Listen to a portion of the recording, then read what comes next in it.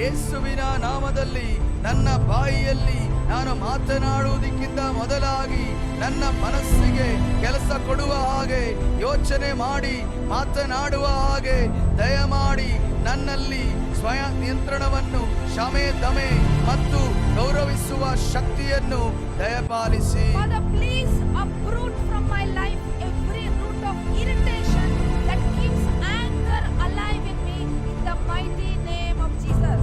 ತಂದೆಯೇ, ಸರ್ವಶಕ್ತನಾದ ಯೇಸುವಿನ ನಾಮದಲ್ಲಿ ಎಲ್ಲ ನನ್ನ ಕೋಪವನ್ನು ಕೆರಳಿಸುವಂತ ಎಲ್ಲ ಅದರ ಬೇರುಗಳನ್ನು ದಯಮಾಡಿ ಕಿತ್ತು ಹಾಕಿರಿ. Father, please help me to control my ability to put my words together in a manner that will bring peace where there is chaos in the mighty name of Jesus.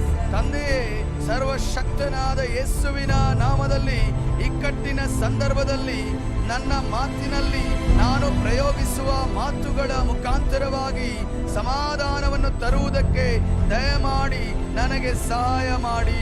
Father, give me the wisdom and discernment when to speak and when to stay silent.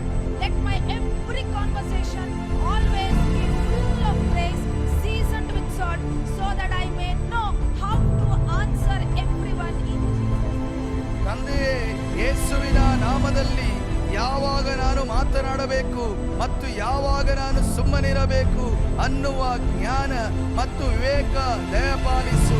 ನನ್ನ ಮಾತು ಯಾವಾಗಲೂ ಅನುಗ್ರಹದಿಂದ ಕೂಡಿರಲಿ, ನನ್ನ ಮಾತು ಉಪ್ಪಿನ ರುಚಿಯಿಂದ ಕೂಡಿರಲಿ.